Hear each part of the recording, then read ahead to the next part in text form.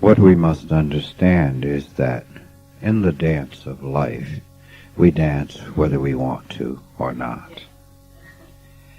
It is important to accept that fact and to be in life.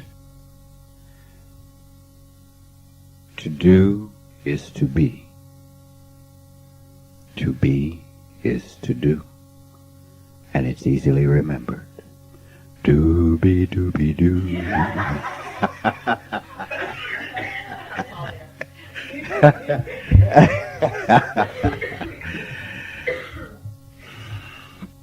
The essence of what I have to say is freedom. Freedom of choice about how you feel, and freedom to choose, even though there are times we do not choose. When I say we do not, in that moment make a choice, something happens, we open our mouths and something comes out. We must have already made a choice to accept whatever. When you become really cognizant of what it is in the world that is going on,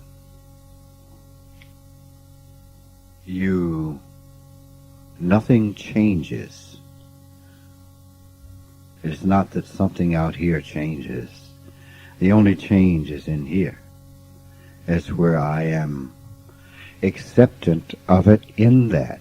It does not cause me disturbance. No matter what I feel inside, I am not disturbed by it. I do not do things for myself that are destructive in those terms. So, it is important to know that we are just a part of it. You accept it, and the thing is that in the first stages of this whole thing, the whole idea is to get accustomed to your thought process so that you are not a victim of that process. That is initially. When that happens, you will change, and you will be a conduit for those kinds of interactions, but differently, because you now are different. It is that there are times when I am so direct and so honest that it's sickening. Okay, I will say something just, just like it is. And there are times when I won't. It is called choice. It is called being in this moment here and now. Whatever is needed comes forward. If the person needs to be told in no uncertain terms, it is like this, not like that, it's like this, then that is what happens. Sometimes you just look and you keep on walking. But it is not the habitual process over and over and over and over again. So we are all in it to affect each other by what it is that we are. And it's real important to know that the way you do what you do is not going to be perceived in that same way by the person you're doing it with, unless they understand certain things. So it's real important to know that perhaps your message is not going to come across, and that's okay. You have done your part. You have spoken your role in the play. It is up to the other fellow to catch the line and to speak their role. It is important just to be.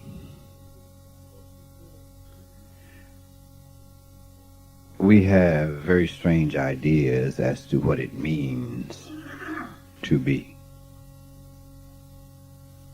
I had a person talk with me, and they were saying, I just want to be. I said, what does that mean? Just stay at home. Just. Well, I do not think that is what it means. Therefore, there is not that person does not have a clear-cut picture of what it means to be. To be is to create. To be is to be actively participating in. To be. All you have is your ability to create. That's all you have. That's it. And that is what it's about. The question is whether I want to create something that is constructive or destructive to the process of the whole, myself included.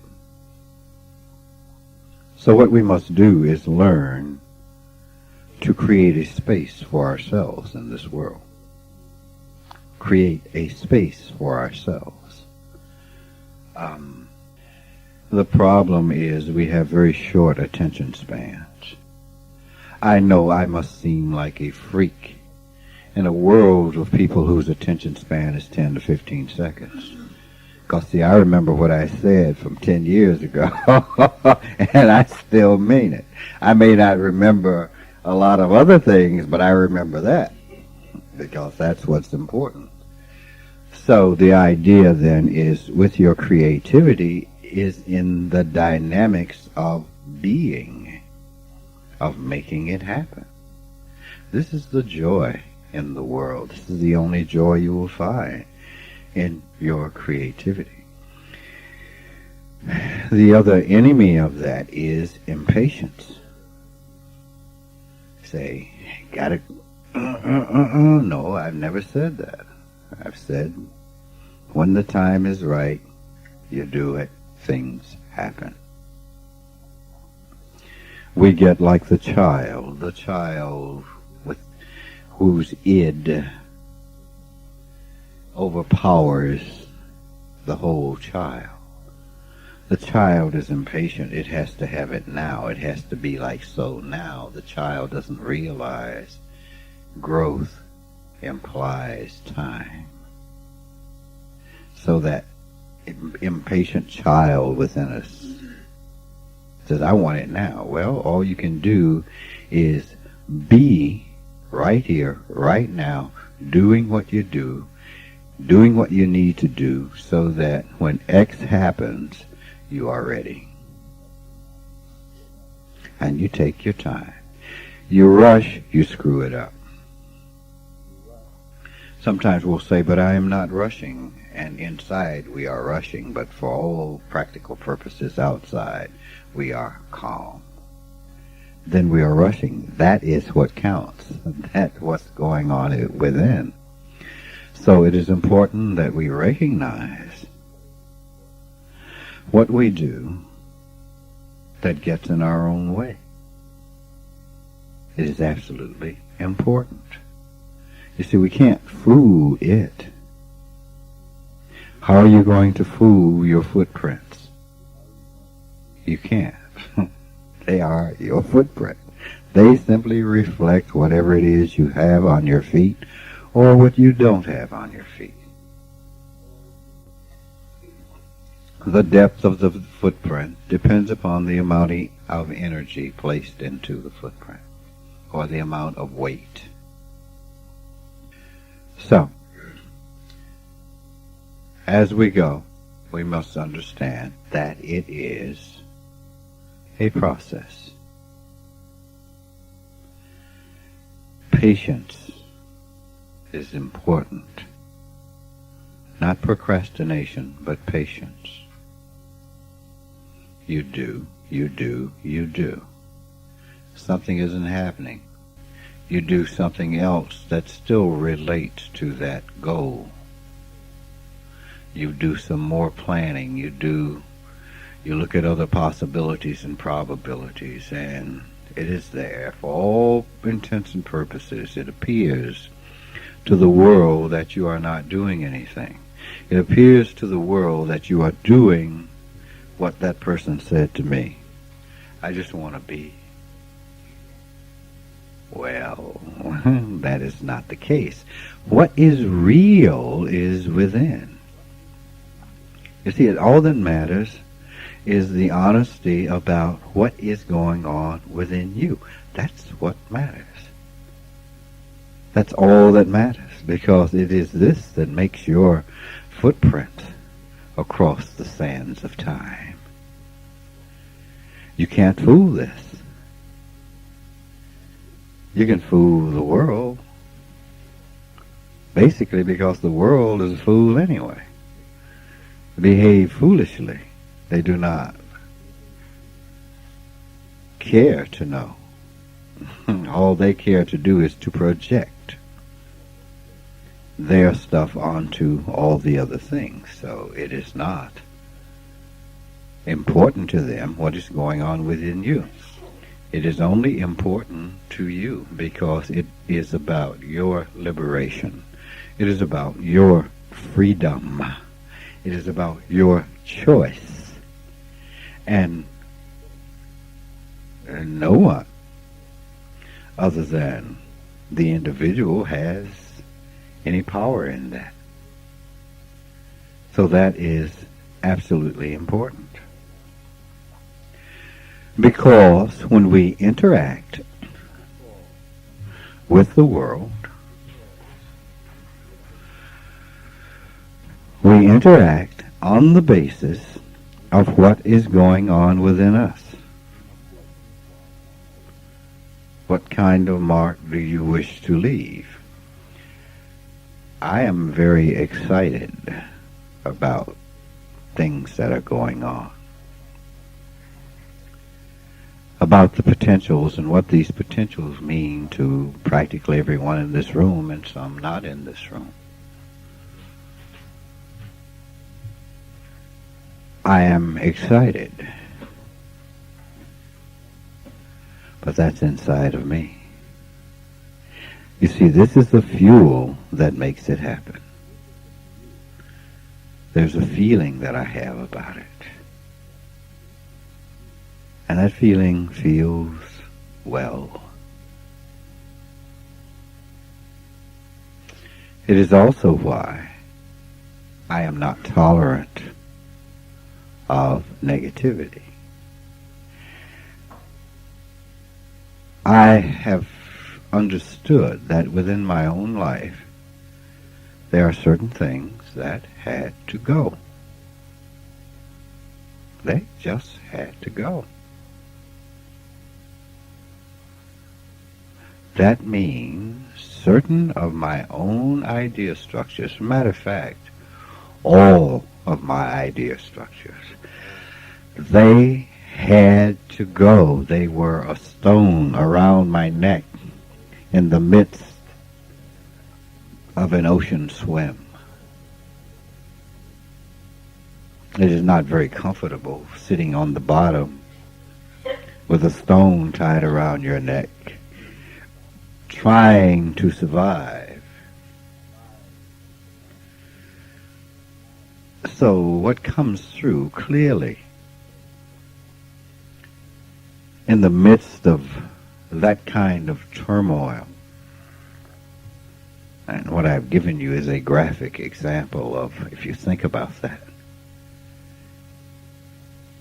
hundreds of feet underneath the water with a stone around your neck and air is running out, you get a feel for the panic within one's being. It became very, very clear that the answer is cut the stone. Rise to the top. The stone was my own doubts, my own fears, my own insecurities, my own anger, hatred, animosity, my own ideas of what it meant to love, my own ideas of what it meant to hate, my own ideas of what it meant to be. These were the stones. And once they were cut, you shoot to the surface. And fresh air. So you learn that in life, if there is something that you choose to achieve, only you know the game and the game plan of what it is you desire to achieve. And when that is the case, then you must cut away the fat. It's as simple as that. That is the bottom line truth. Now, the other portion of that is that the fat must be cut away, but without hostility or anger. You must have compassion, even for the bull in your own mind. See, when you cut it away, you don't cut it away in anger. You just recognize a thought for being just a thought. That's all. It is not what you must have in order to assure your happiness. It's only a thought. It is not an actuality. It is not a reality. We must understand when we look at things that what goes on in here is not the truth, but an opinion of the truth. You see, it is an opinion. It is a view of the world that is filtered through this. Now, as long as I keep looking for the view, I am constantly in pain and I am constantly hurting, because the view and the real are not the same thing. It is like the word chair. Sit in it. Sit on it. You can't do it. You cannot sit on the thought chair. You can only sit on a chair. The thing that the word represents. So we must understand that this is representations. These representations are not necessarily the real. And we only understand the real once we have let them go and we see the real for what it is. And when we see it for what it is, everything changes. Now we can be in peace. Because what we have done is stop disturbing the peace. No one disturbs your peace except you. No one makes you frustrated except you.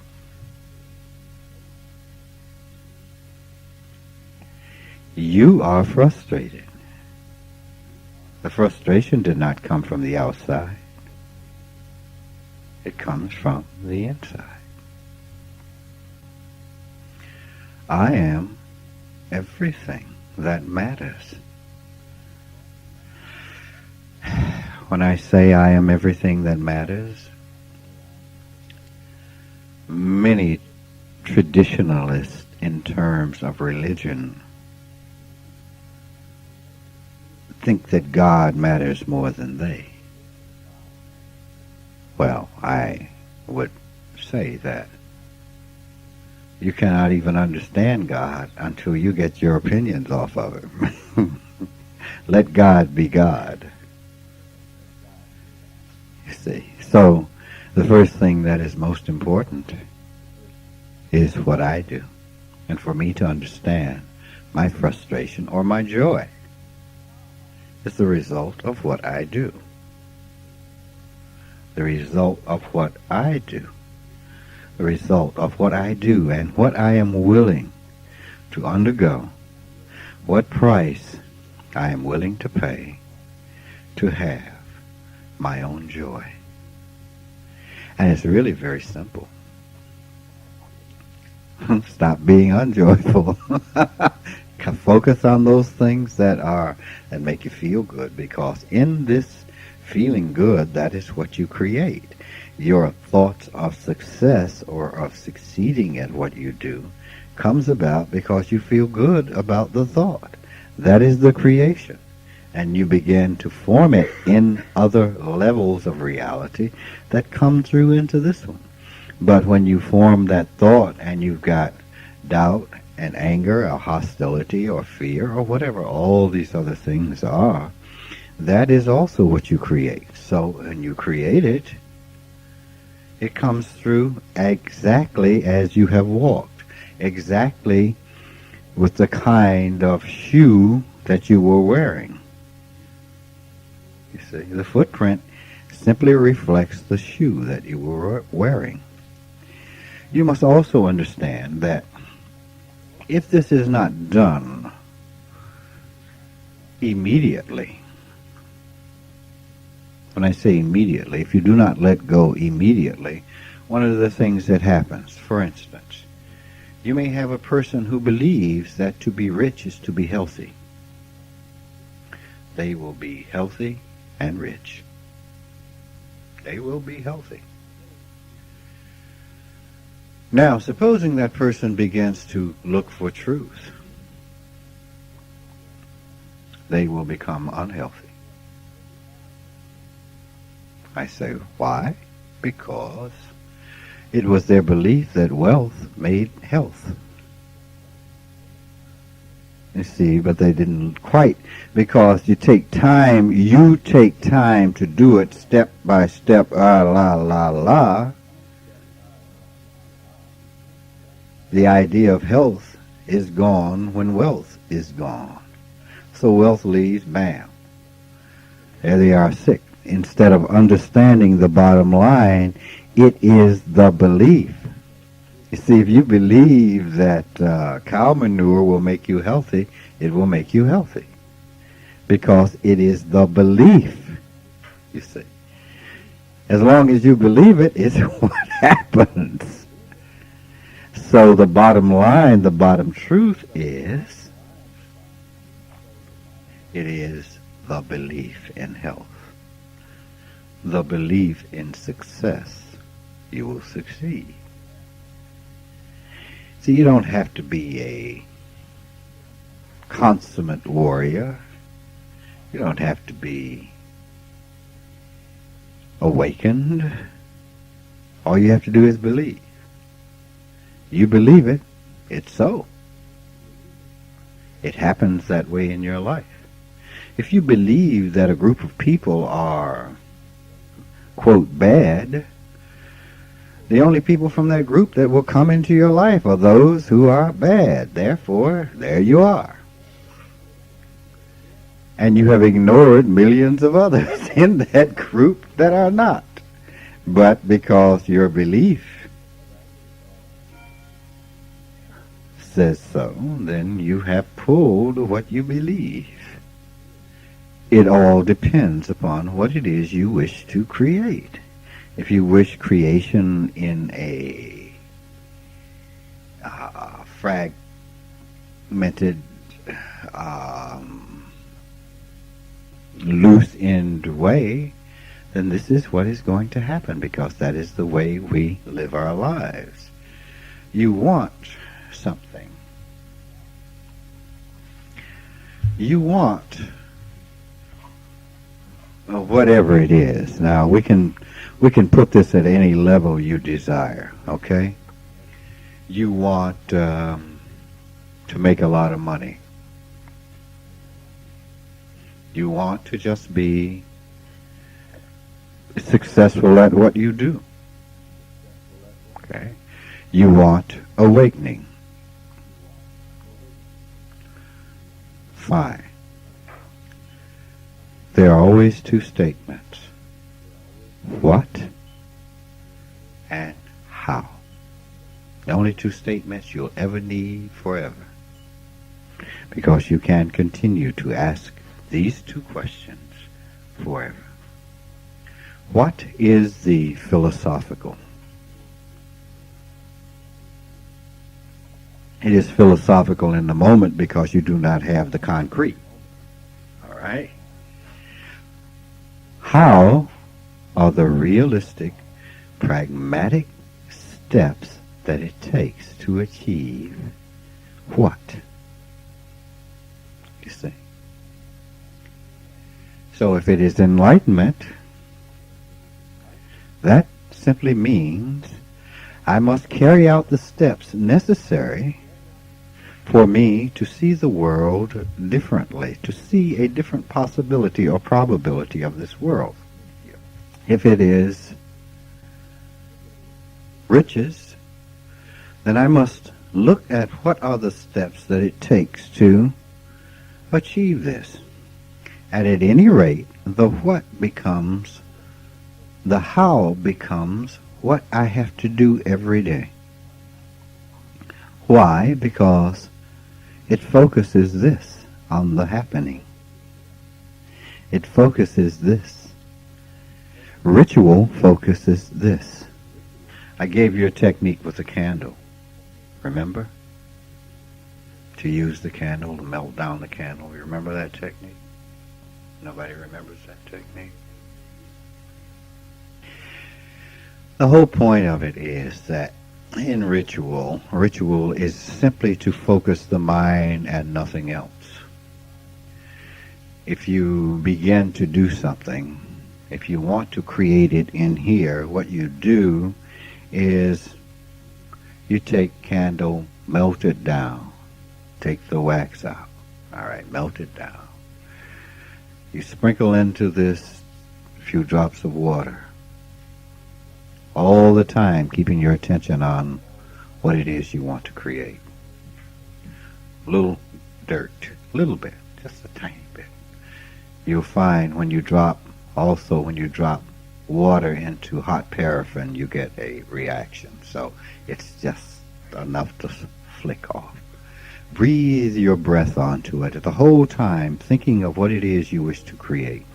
Then you take that wax and you begin to shape it into the form of that which you wish to create. Adding the wick back to it. You know, if it's a car you want, you shape it into the shape of that car. You see it. Then you burn it. And as you burn it, see it going out and coming back. It will happen. Not because of this great mysterious voodoo that you just did. That is nothing more than a way to get you to focus that 10 to 15 second attention span on what it is you need to do. That's all. But see, we are so accustomed to short attention spans. I'm really getting into movie making and television film making. One of the things that keeps people's attention is a very simple technique. Every 5 to 15 seconds, the camera angle changes. Every 5, well, let's say even 3 to 15 seconds. Why? It is the same thing in doing what we do. It keeps up with your attention span, the film, by changing. So it makes you keep up with it. The technique makes you keep up with it. It slows you down to make you more attentive to task and increases your attention span. You understand? That's what the ritual does. Increases your attention span. That is all. Oh. I find it difficult to watch those commercials. It's just too much action. It's just too much action. Mm-hmm. They usually look away because it's going so much so fast that, I find it difficult to sit and watch it. It still has its effect because everything you hear, see, taste, smell, whatever is there. In filmmaking, when there is an action or a chase scene, the scenes come faster. The camera angles change from 3 to 5 seconds. Bang, bang, bang, bang. Why? Because they want you to get into it as if all these things are happening so fast, so it grabs at your emotion. But if you do that for too long a period of time, people stop looking because it's irritating.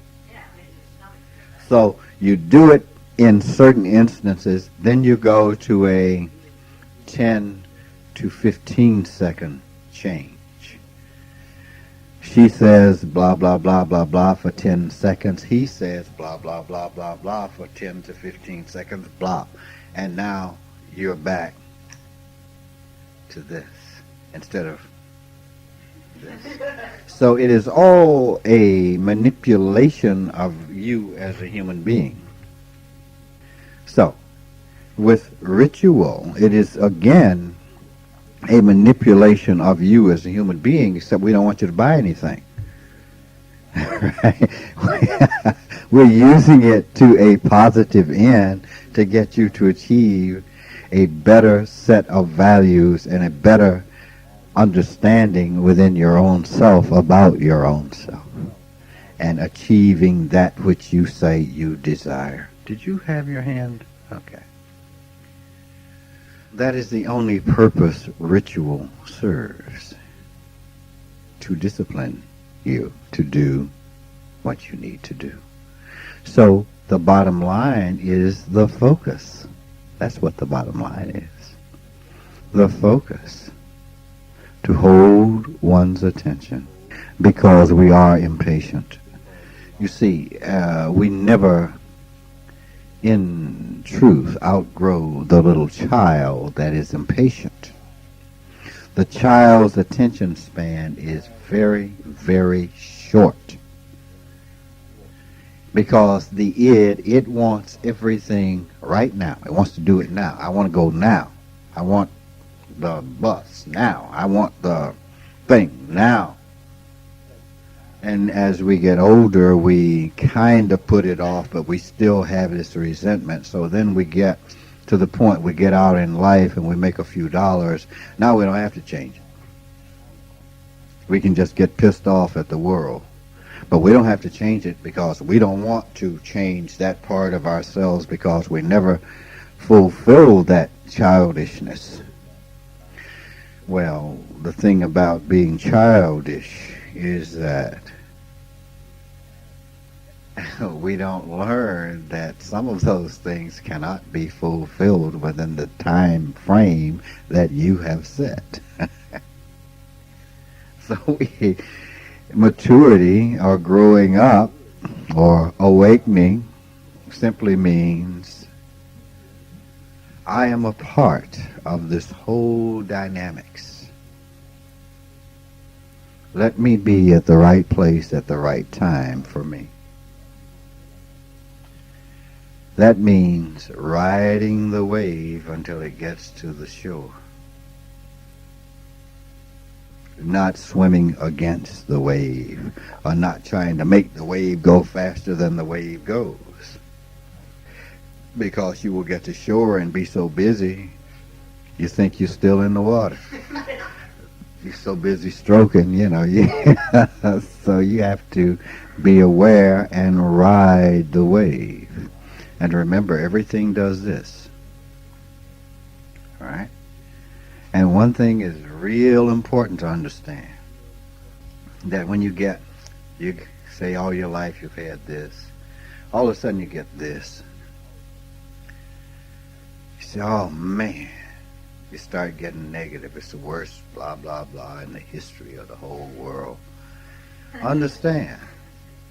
It must also, that rhythm must also go up the distance, the height that is equal to the depth. So what you do is say, I'll ride the wave, here it comes, here it comes, here it comes. All of a sudden it shoots way up like But see, if you're smart, you know that it's going to do this again. It may do this. But in knowing and being a part of the natural flow, say, okay, you understand it, it will be all right. It's not going to change. Your recognition is not going to change the nature of the world. Your recognition just allows you to recognize it and go with it. And be calmer, more at peace, be happier, because you see it. That's all. That's what brings about peace. Peace comes from resignation to truth. Not quitting, not giving up, but to seeing that which is true and going with it. We have fantasies.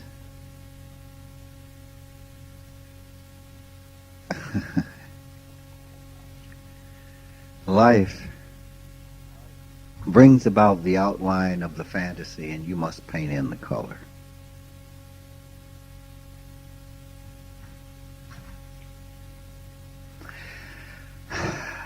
So we look and we see,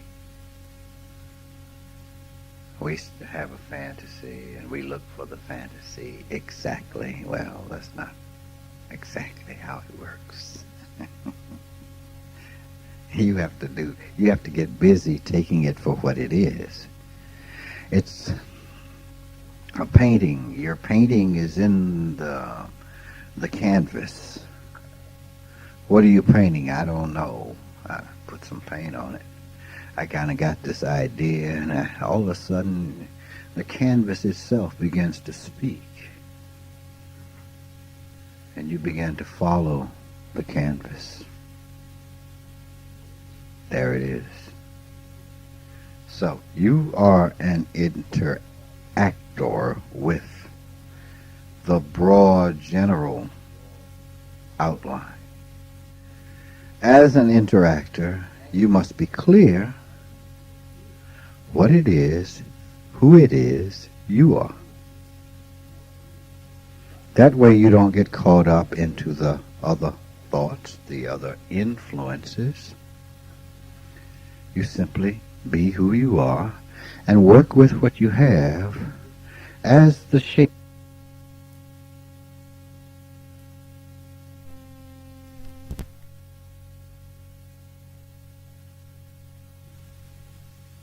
I feel and what I see is okay. Yeah. And you lose contact with that.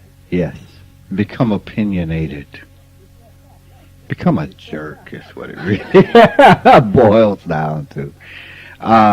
Young people are generally jerks. You know, they grow up to be old jerks. Now, what does that mean? That means they act on not that which is real, but they act on this as if the world conforms. It does not. You see, I do what I do because I am who I am.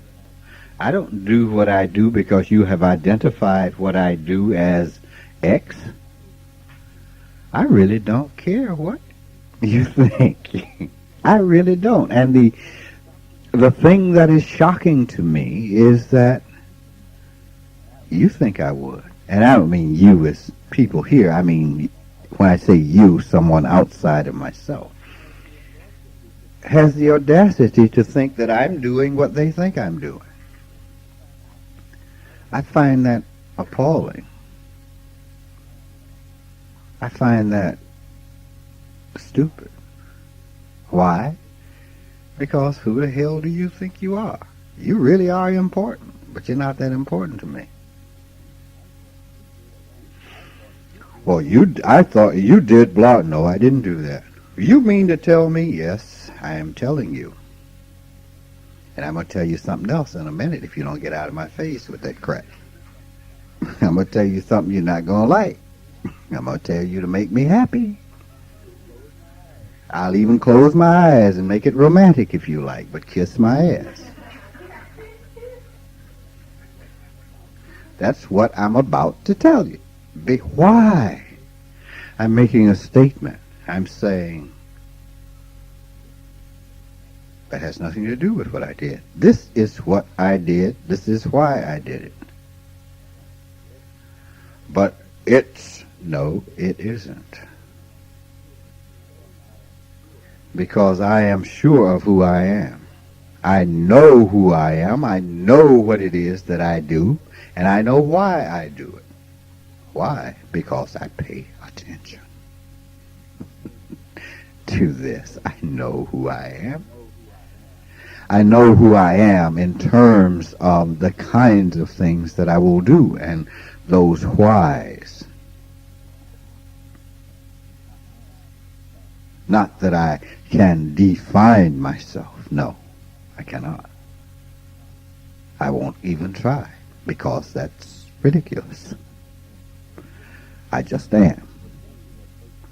The thing that makes us wondrous, one of the things that makes us wondrous is that we are more than the sum of the parts. That is, we can arrive at something by putting all the parts together and adding a new piece. That is wonderful. That is absolutely awesome. You can have original thinking. Original. But you can as long as you behave according to the things that you've always done. That is not original. That's old and stale. Some people will look at me and say I have a short attention span. No. No, I don't have a short attention span. It doesn't take all day to learn it. Once you learn that, why you want to keep harping on it? It's time to learn something new. It's time to answer the new questions that arrive because of that answer. The other way is called stunting your growth. You see. Stunting your growth. Why would anyone want to do that? I don't know. So that you are stable. Pillar of the community. Stable. Well, most of the pillars of the community that I've seen are not stable but rigid. You see, because they don't take the time to grow. That's the way it is. That's the way it is. So, perhaps my attention span is short. That's because I really am paying attention. When the world has a 10 to 15 second attention span, I don't think they have a lot to talk about. At least mine will last a couple of months. It'll last until I get it right, until I understand it. Then why hang out with it? You know, once you have eaten the chicken, you don't sit there with the bones for days and days and days, sit there staring at the bones on your plate. You have consumed the chicken. Yeah, you're gonna, right, I mean, why? After a while, something begins to happen. It starts to stink. Well, that's what happens to those old ideas when they settle in there. After a while, they start to stink. It is the problem with learning things from a memory point of view. We begin to take a truth that we have memorized and then drop it on people all over the place. Well, when we do that, it starts to stink, you know. People start saying, good grief, you know, get away from me, you know. Because you're dropping the same old shit all the time. Have you not understood the next step in the process? Which is, if I understand something, then the next step for me to understand is that I understand it. I understand it. It didn't say anybody else understood anything. I understand it. And the next step in the process, then it is for me that I have understood. They will understand when they understand. And you keep on walking. You keep on walking. I do not say things in the company of, quote, religious people.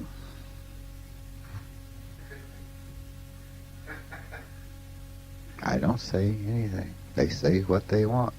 They have their right. They have the right to be stupid.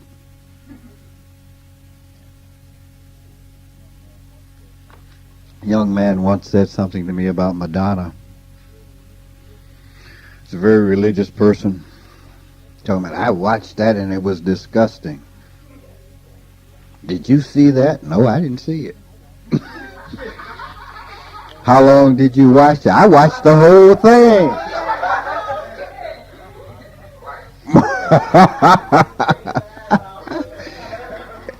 I didn't watch it.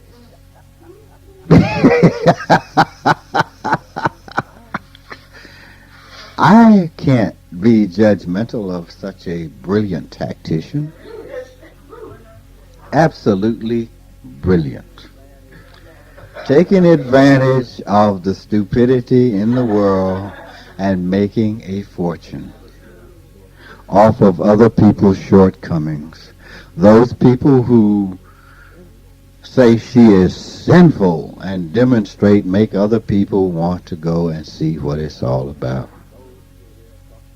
And those who are there talking about how sinful it is are hoping to catch a glimpse in their heart of hearts.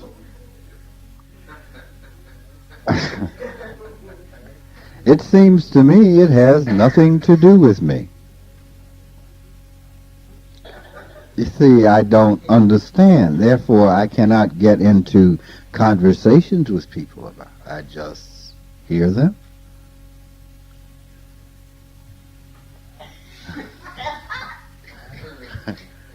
Smile and keep on going. Well, what do you think? I don't think nothing. I think this weight sure is heavy. That's what I think.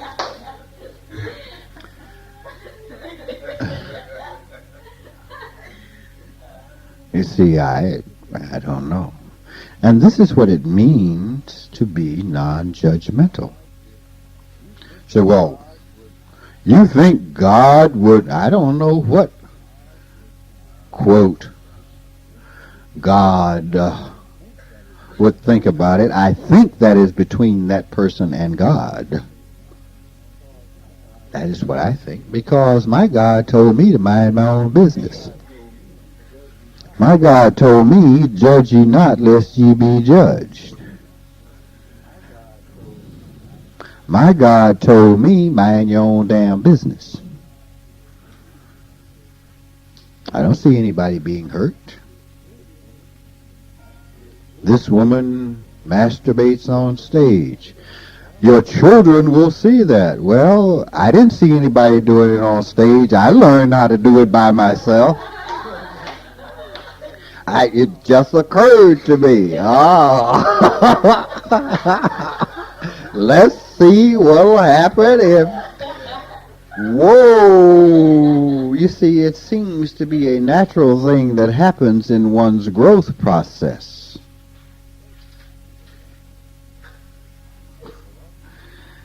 I don't know, there was no Madonna when I was little.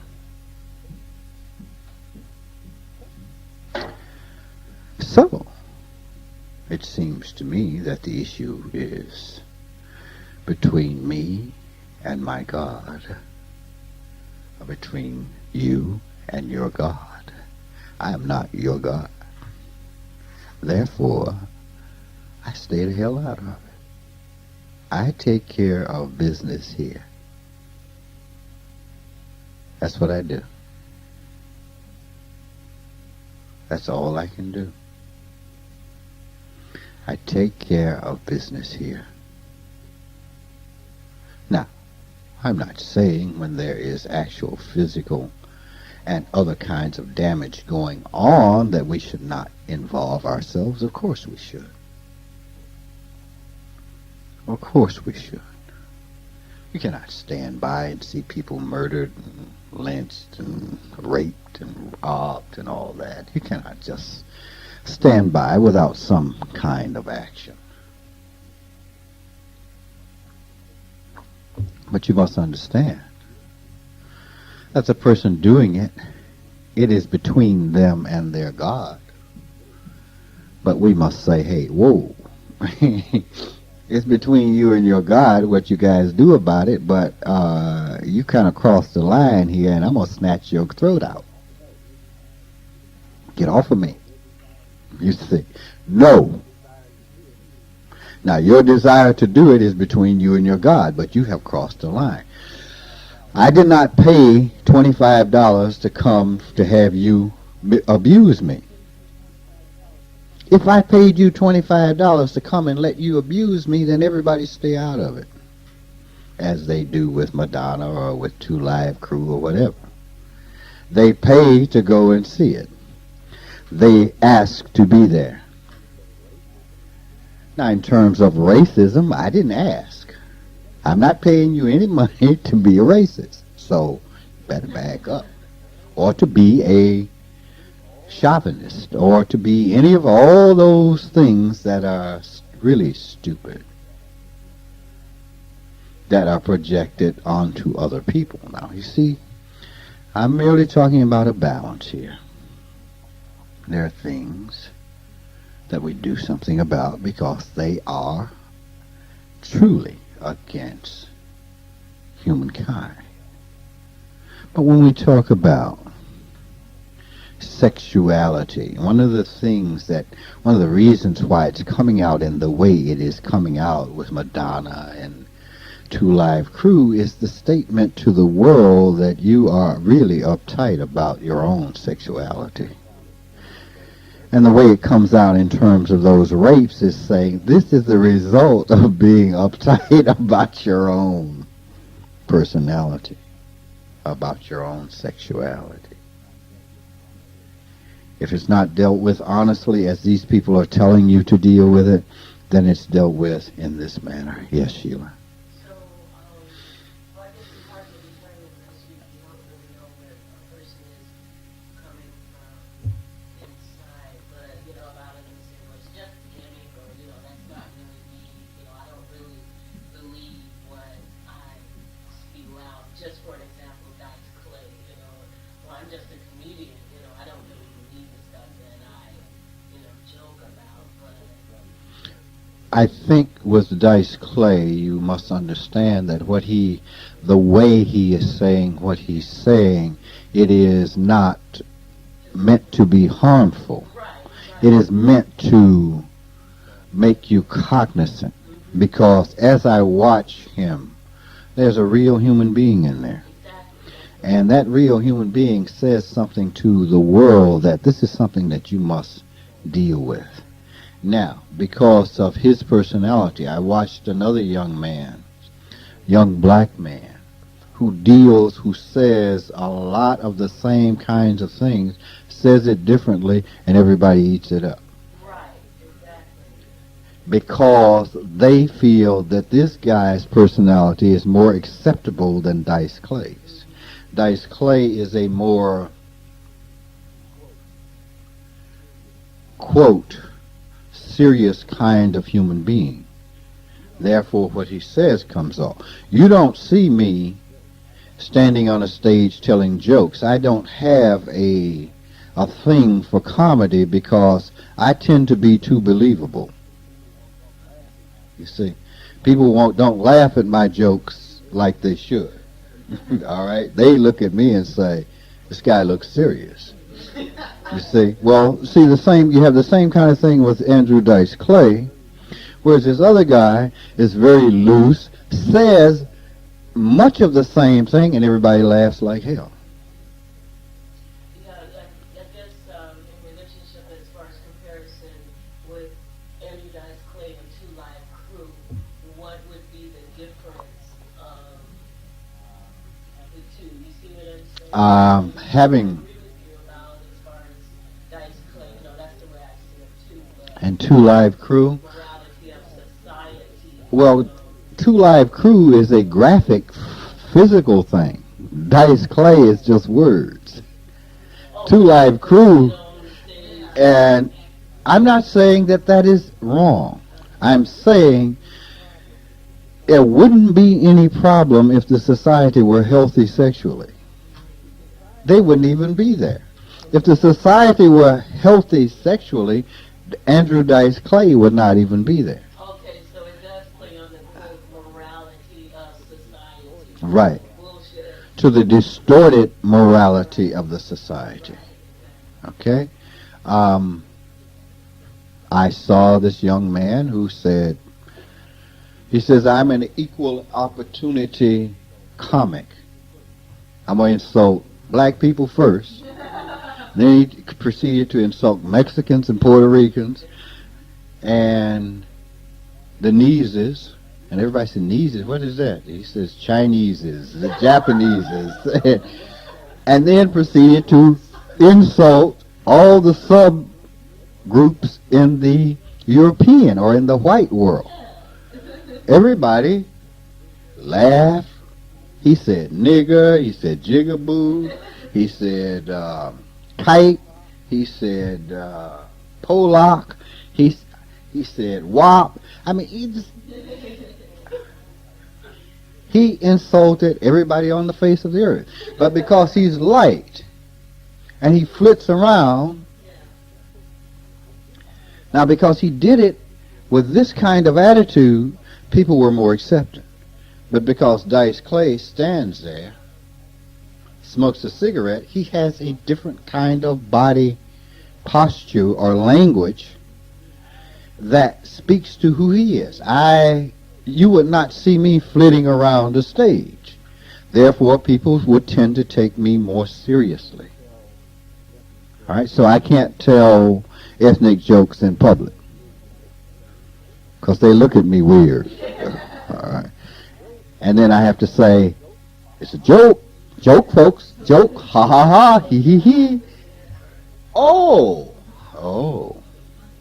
Keep up now. Keep up.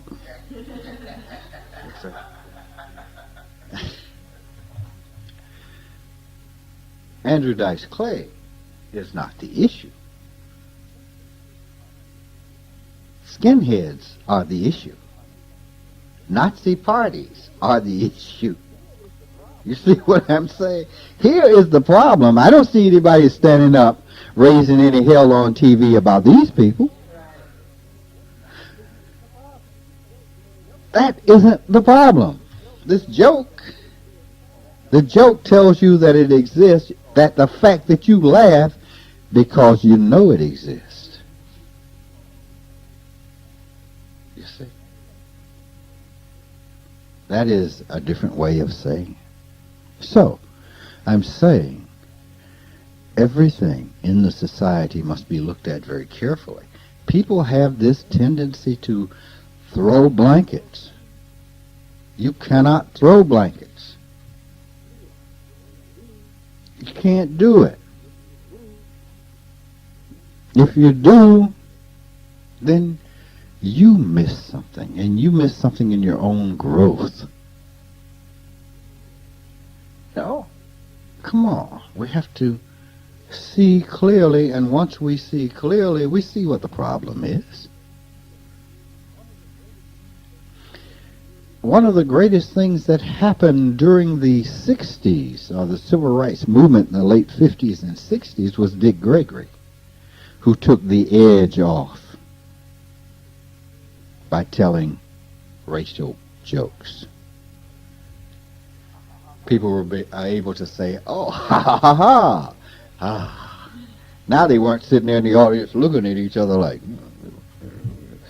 See.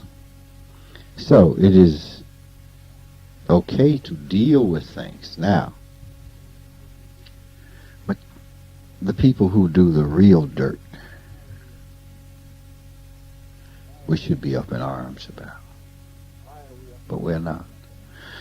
Why are we up in arms against Andrew Dice Clay? Because he's one small man. And we can, as a group, we become this damn lynch mob.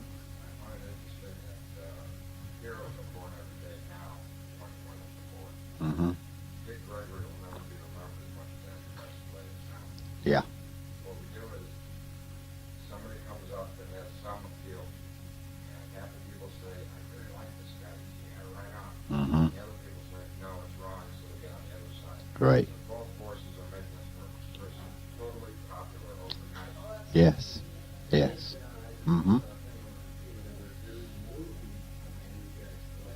Talking about they was scary because the people that went to see the movie were like, what? Yeah. Yeah. They said, now this is really scary because now he's becoming a symbol of this. And this was his ticket out of the comedy club circuit. Now he doesn't know what to do. Because he's stuck in this situation. Well, I think the thing is, he doesn't know what to do because he has not looked at the reality of the world. Look, people look at me and love me, and people look at me and hate me. Same person. You see, that is true across the board. Now, someone looks at me and loves me and builds a movement on what they love about me. I'm still just the same guy. You see what I'm saying? I can't control what people do. So, well, let's get him. He's become the symbol of the movement. No. Get them. Re-educate. Educate. No, not re-educate. Educate. You see? Whatever symbol it is only a man. Look at what we did with Jesus. It's a man. A man. Look at what we did. We made him into something that was totally inhuman. Totally and absolutely inhuman. You think the Romans didn't want to ban him in Boston? You think they didn't want him banned? So you see, all I'm saying is, any figurehead, any person is just a symbol. Just a person. We are just people who have opened the floodgates and let the flood come, who have taken the chance on understanding and understood. It's only those who don't understand who make us into something that we're not. We are only human beings. That's all. But in general, we behave as less than human beings. See, that's the issue. We are only what man can be if man really wants to go beyond his own nonsense. That's all. It's you view yourselves as women and men.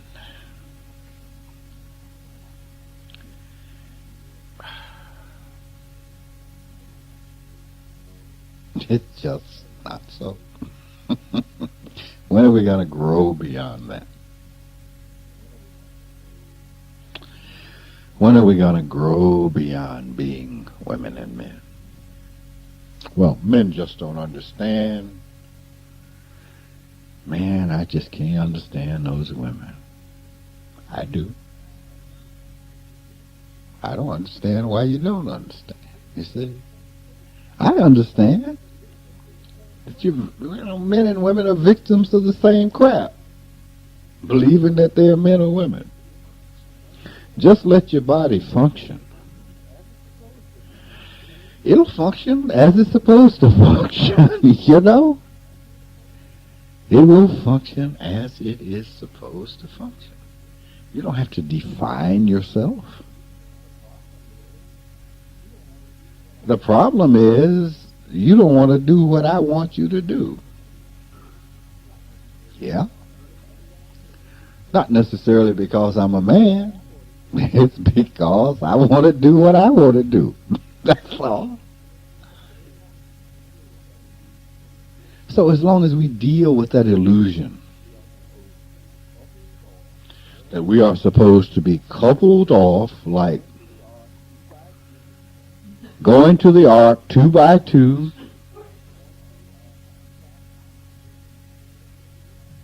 no, that's not the way that works. There's a coupling as a part of the whole. But see, when you wake up and you're dead, where's your penis, where's your vagina then?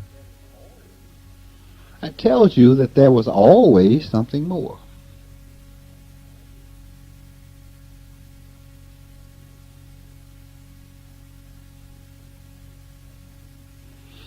Your penis and your vagina only count in the world of things. Say, oh my God, I'm dead. It was my only joy in life. Well, you got a problem. You got a problem. It's not to say it's not joyful, it's not all the things that it is. Not all the things that it is. Not saying it's all the things that you put on it. It's all the things that it is, you see. And when it ain't no more, it ain't no more. That's the bottom line. Now, there has to be something more. You see, love is is much more important, but we won't let go and just love. We've got to have all these things on it.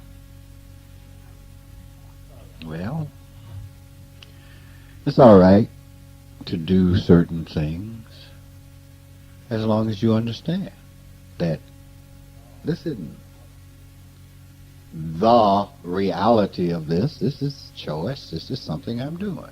Okay. I'm saying it's okay in terms of your health, but when you make this thing, oh, it's got to be like this. Well, says who? Doesn't have to be, because it seems to me like in a whole lot of other places it's different. If it had to be like this, then it would be like that everywhere. But since it isn't, it isn't. We have to look and see what things mean. We must look at the whole of things, and that begins to wear at our belief systems. If we don't, we have to justify it by saying what others do is wrong. And that's just justification. Yes, Dave. Mm-hmm. Let's take religion.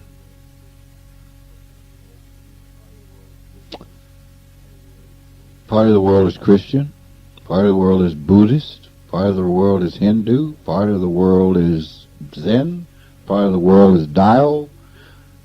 And they all seem to be making it pretty good. Who's right? You see?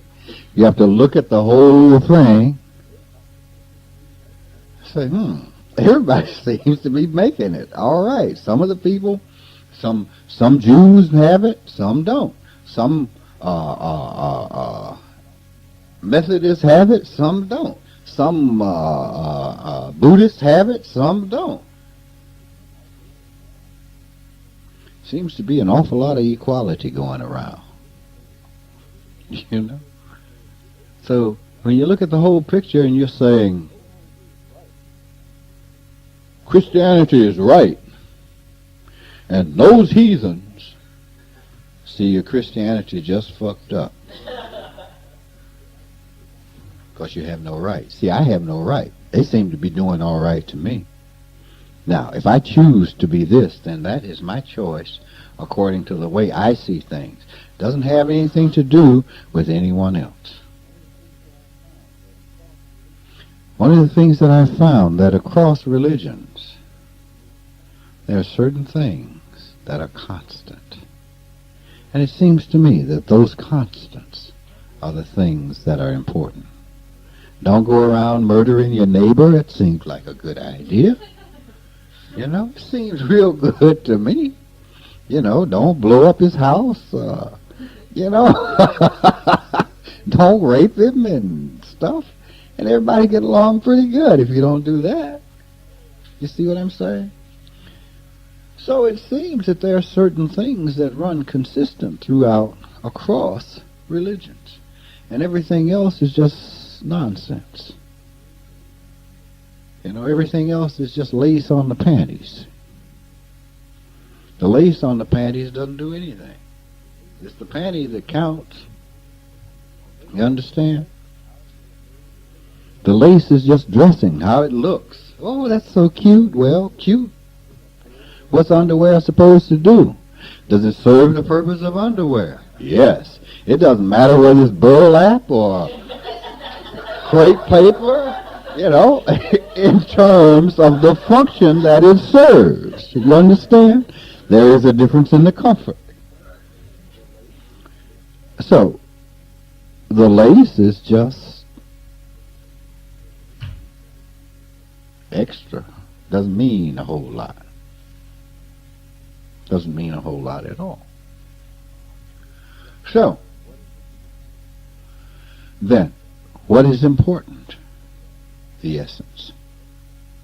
That's what I mean by looking at the whole. You say, well, I haven't seen, God didn't turn Shanghai into Sodom and Gomorrah.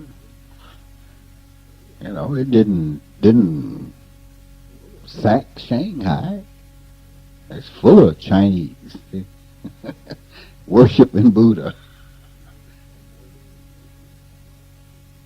No more than he did Chicago. You see? So that says something. That says, then God, the God, is not as mean-spirited and as vengeful as people. Thank God.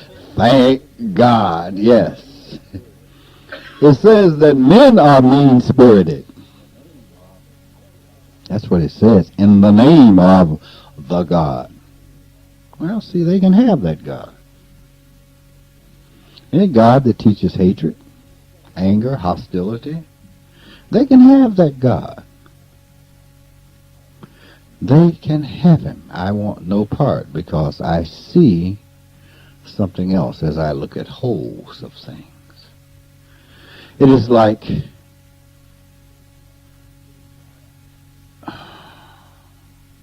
family.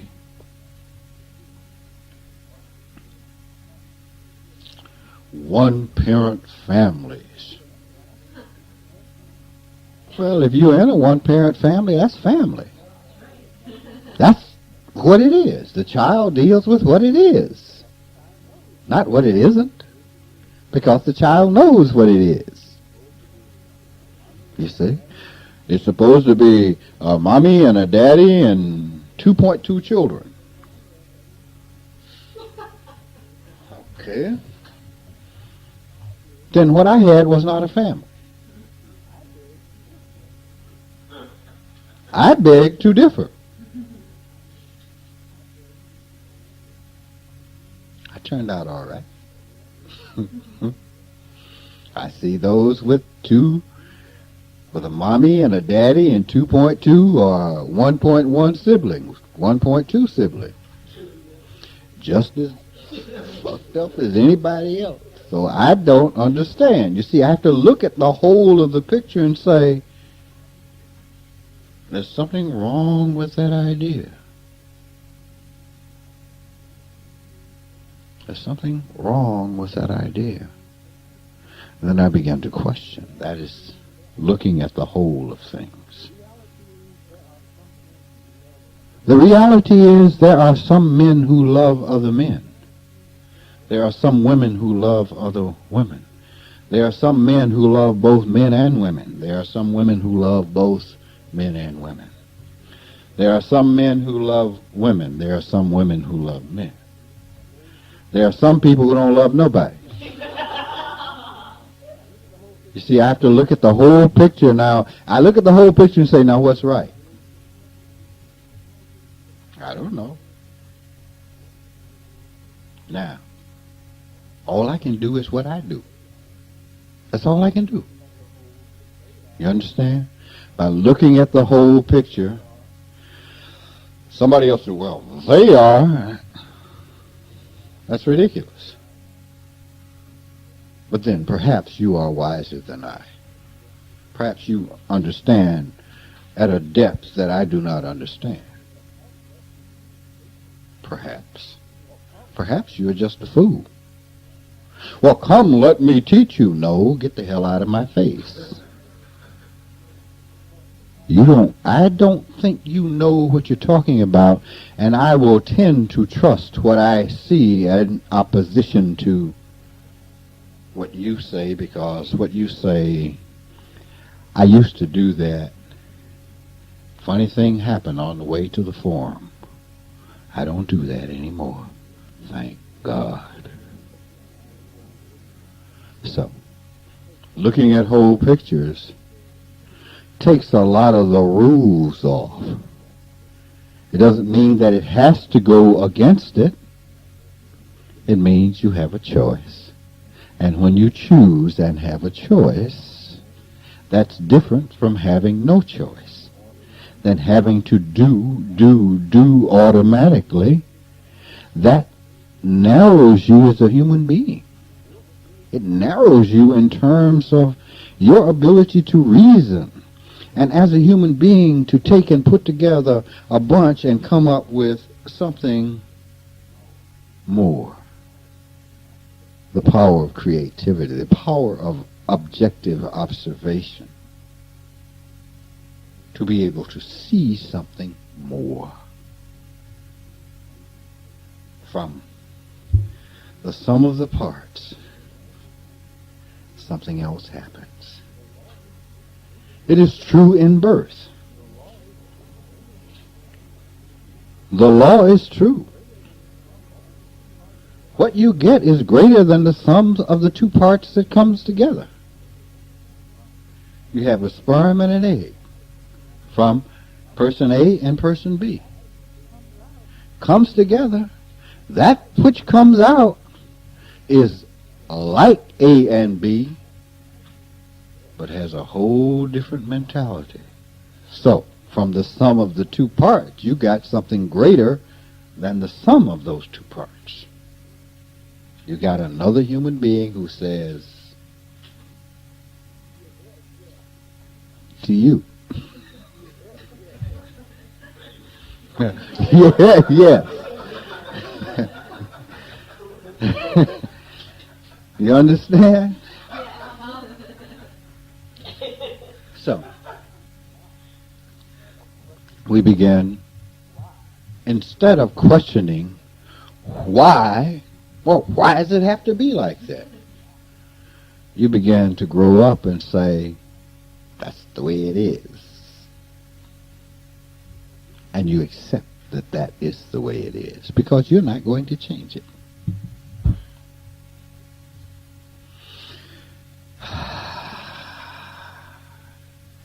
Peace begins to set in. Peace begins to set in. Because, you know, that's the way it is. growing up, you stop expecting that which cannot be expected of a child. Your children are growing up. They will always be behind you. Not necessarily, but in general. They are always going to be younger than you. If they are smart, they will grow smarter than you. But you do not expect a 20-year-old to be 40. It just doesn't work. When they are involved in a new experience, of course they don't understand. Neither did you until you got into it, made those mistakes, got your feelings hurt, no matter how humongous, you still screwed up. So we have to begin to say, this is the nature of things. In it, but not of it. See it and understand. That is the way it goes. Yes, David.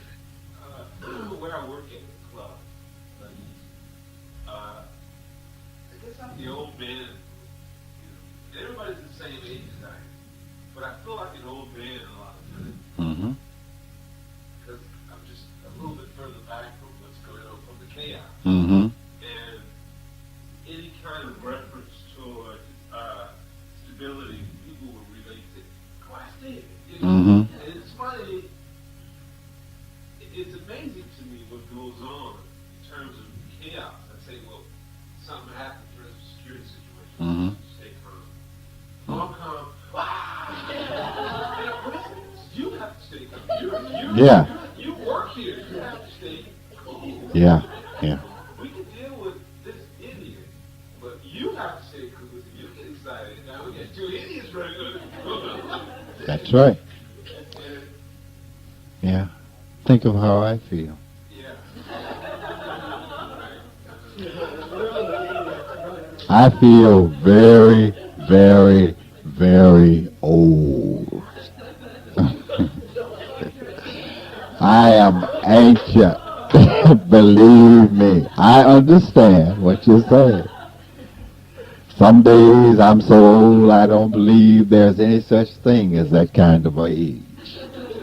I look. As I looked the other day when the woman grabbed the queen and hugged her. Oh my God, you don't touch the queen. Yeah, right.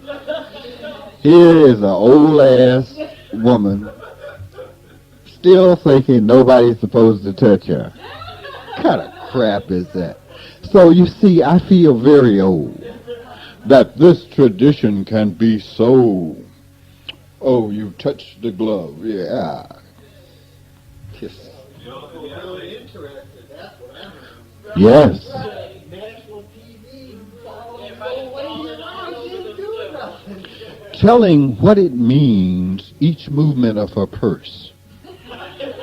If she swings her purse, she is impatient. If she sits it on her lap, she's ready to go. Who? You understand? So I feel very, very old. It is something that is very disturbing to me about something that happens in the black community now. And in the black community, there are people, you must understand, we come from kings and queens. I wouldn't be real proud of that. Because kings and queens seem to me like perfect idiots. What we must understand is that we come from people. Period. That we all are just folks. And those of us who still run around think of ourselves as kings and queens and potentates, and these people are sick. I've never seen a group of people so proud of their inbreeding.